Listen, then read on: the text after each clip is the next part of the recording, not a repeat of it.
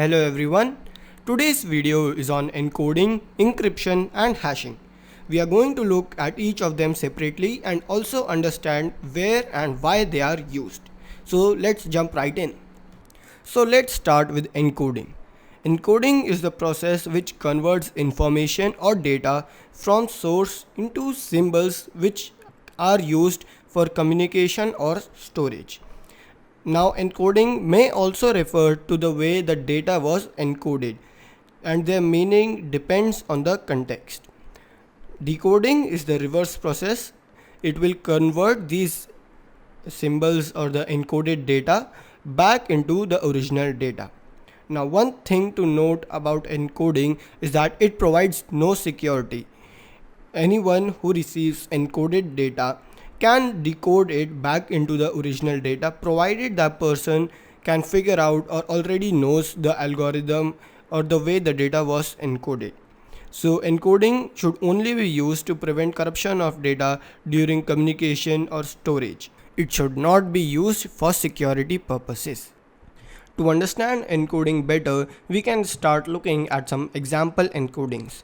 So let's say we have the following data, any sample data. For example, echo hello world, and hello world is our data that we want to encode in different encoding formats. So let's start with ASCII. So ASCII is the simplest and the most used. We can type man ASCII and view the man page for this. What it does is encodes the following characters which we see in this char column as numbers. So this number represents this character. The number 65 represents an A. The number 66 represents a capital B, and so on. So this is 65 in base 10 or number 65, and hex 41, which if we convert to decimal is again 65. So hex is different from decimal. This is base 16, this is base 10. So it provides a way for us to encode all these characters as numbers. So let's do that. Let's go back to our echo hello world command and pipe it over to a program called xxd. It will convert the data to hex. So this is our encoded data. This line is our encoded data. On the right we have the original data. It's showing us the original data, and this is for our reference. If we want to exclude all the things except our encoded data, we can type -p and it will hide all the other things. So this is hello world encoded using ASCII and represented in hex format. So we can also again do man ASCII. See, the first is hex 48. We can scroll down and see that hex 48 is indeed a capital H. To convert it back, we can pipe it over to xxd with the option of -r, which should have reversed this. So xxd -r and -p, and it will reverse it back into our original data. We can even do that using Python. This is our string. So we can say the character which is represented by hex 48, and it says that it's an H. So why do I have to specify this 0x? Because it is a hex value. What happens is that this hex value gets converted to a decimal, which is 72, and then I can do chr 72 and it is an H, because hex 48 is the same as the number 72. So if I want to convert all of this together, I can use a simple utility bytes.from hex in Python, and I can say message is equal to that, and then if I simply do msg or the message, and we can see that this is our original data. So you can see that I can use many programs to convert the encoded data back into the original format without knowing any secret thing. No secret key or no password is required to convert this encoded data back into its original format. So that is why encoding does not provide any security. So we can again go back to our echo hello world command, and this time encode it in some other format. So this was our original command, and let's encode this in base 64. So this looks like a lot of garbage. Why? Because base 64 is a special type of algorithm. What it does is it can represent any number of bytes using 64 characters, which are capital letters, small letters, equal to sign, and some other special characters. We should be able to do man base 64, and this shows us the command, and it can base 64 encode and decode data. So let's now decode this big string. We can copy this, do echo that, and base 64-d, and we get back our original data. So we encoded our hello world data using base 64, and it gave us this string, and then we can echo it back and decode it. Now why is base 64 useful is that it can encode any bytes as these symbols. So how is that useful? This type of encoding is useful over the web. How is that? We can encode any image using base 64 and convert it to a giant string, and then we can use that giant string to convert it back into an image within the web browser. So it saves bandwidth, so the browser does not again have to make a request to the server for the image, and it is in such a format that the data or the image does not get corrupted during the transfer of the web page, because it is just text and not some random bytes which will get corrupted. Similarly, like base 64, we have several other encodings. We have base 58, 32, and many others, which we can see on the CyberChef utility, which is a great program, or a website I should say. We can search for CyberChef,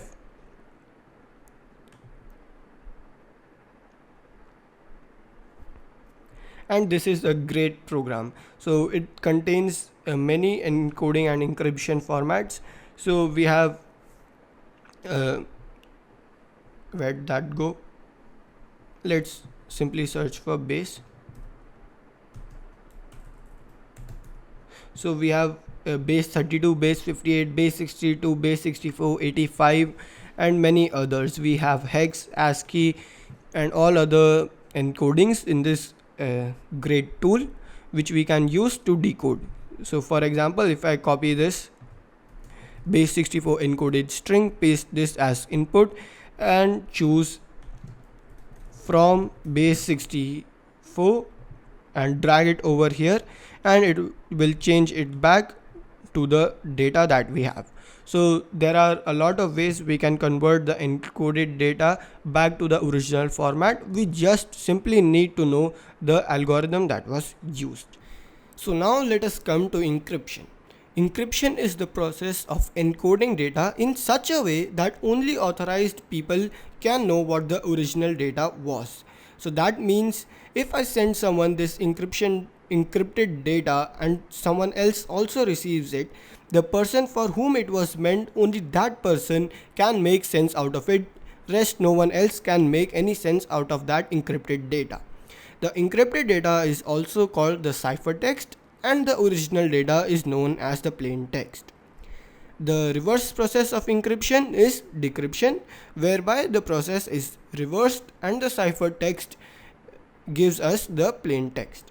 And this is specifically used for security purposes. And let us see how. So let us take, please subscribe and like this video as our original data or the plain text. This is now fed to an encryption algorithm. This can be any algorithm, RSA, AES, DES, or any algorithm for that matter. Then we take in a secret key which should be random bytes. Mostly they are random bytes, and that is now fed to the encryption algorithm. Then the encryption algorithm uses the secret key and converts a plain text into the encrypted ciphertext that also looks like random bytes. Now, the person will only be able to reverse this ciphertext back into the plain text only if he knows the encryption algorithm as well as the secret key that was used.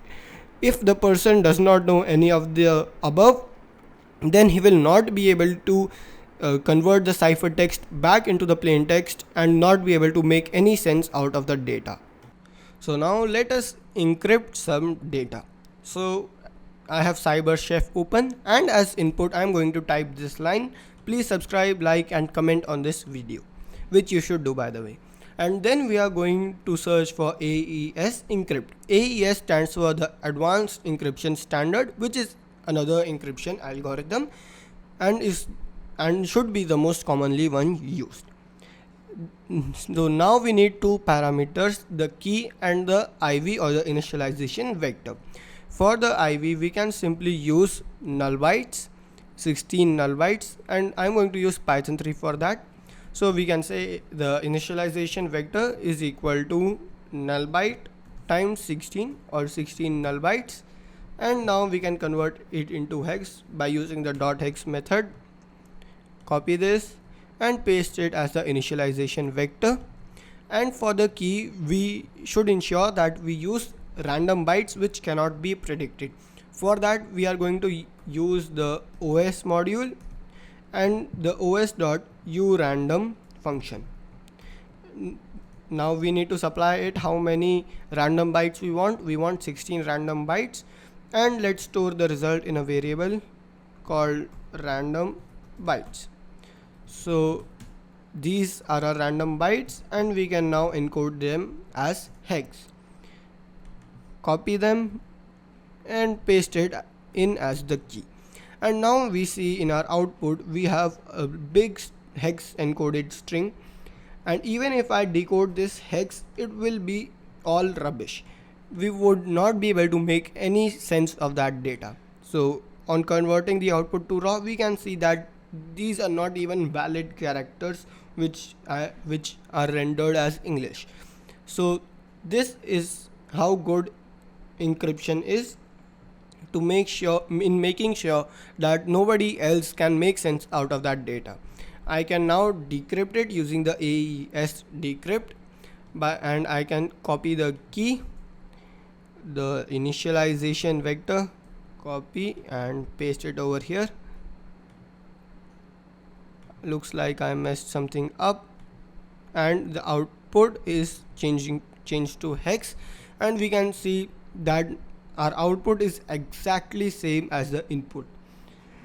Now if I change this key if I change the last byte from hex 76 to hex 77, the output simply becomes a period, because if I don't have the completely correct key, I will not be able to make any sense. If I change this 76 to a 75, still it's a lot of garbage, because if I don't have the completely correct key, I will not be able to decrypt it. And this key is like a password. It should be kept secure unless you want anybody else to decrypt this. Initialization vector does not have that big of an impact. So if you noticed, I changed this 0 to a 1 and it changed subscribe to subscribed. So it just changes, it just has a little effect. For example, this please has become an @ sign, and so the initialization vector is not that important as the key itself. So this should be kept secure. And encryption is everywhere or a lot of places. You see this lock icon, it says that the connection is secure. Why is the connection secure? Because every communication between the web server and my browser is encrypted.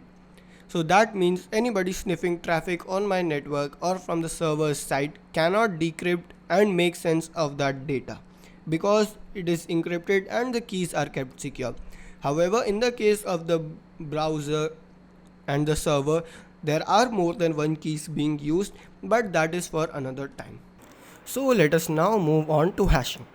Hashing is the process by which data is converted to a fixed length string by a hash function. So the input is sent to a hash function which gives us a fixed length output, and the output of the hash function is called the hash value or simply the hash. The length of that value will only depend on the algorithm or the function being used and not on the length of the data. So any amount of characters in the data will not affect the length of the output, and hashing is only a one-way process. The value cannot be reversed to retrieve the original data. So let us see this in action now. So I am back on the command line, and our data is again going to be the classic hello world. So simply echo hello world. This is our data. I can pipe this over to XXD and we have a new line at the end, and we can now use one of the many hashing algorithms. So first I'm going to demonstrate MD5. So by passing this hello world as input to the MD5 sum algorithm, we get this output. Now watch closely. If I go back to my XXD command and I put a -n in the echo command, we have the 0a missing. That means there is no new line in this hello world. So if I remove this XXD, you can see that the echo does not put a new line after it. Now if I pass this to the MD5 sum algorithm, notice how this is drastically different from this above hash. So the difference of only one character can have such a big effect on the outcome of the hash function. So now we can use some other different algorithm like SHA-256, and the same with our previous where the new line is present. So a SHA-256 sum, and notice how these two are also drastically different. So this is also known as the avalanche effect, where the change of only one character affects the whole output drastically. So we have seen how we can convert this data in using the hash function into such values. So where is this used? How is this useful for me? So hashing is used in many places, but one place where it is very commonly used is to verify integrity of files and messages. So for example, if I compute the SHA-256 sum of my etc passwd file, I can see that it has the following hash. Now if I go and I edit that file, so let me do sudo nano etc passwd. Now you should not be doing this, by the way. I'm just going to edit it for fun. So I'm going to scroll to the bottom and I'm going to change this /bin/bash to /bin/sh. I hope I have sh on the system. Yes. So now if I compute the sum on the etc passwd file, let me just clear the screen. So now if I compute the sum on the etc passwd file, notice how it is very different from the previous sum. So if I can just show you what the previous sum was by going back and typing in bash again. We can see this was the original file, the original hash sum of that file, and after being edited, this was the new sum of the file. So how is this useful? Now for example, if I go to the internet and I download any file, then how do I know whether I downloaded the correct file and the file did not get corrupted? So if you look closely, mostly all of the websites which offer services or programs which can be downloaded, they often contain the hashes of those files. So when you download, you go back to the command line, compute the hash for that file, and if it is exactly the same as the one mentioned on the website, then you can be assured that yes, this file has not been modified during transit and I do not have any corrupted file, and this is exactly the one that the vendor wanted me to receive. So this is why or how these hash functions are useful.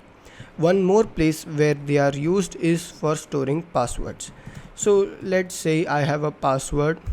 I'm going to do -n of password 123.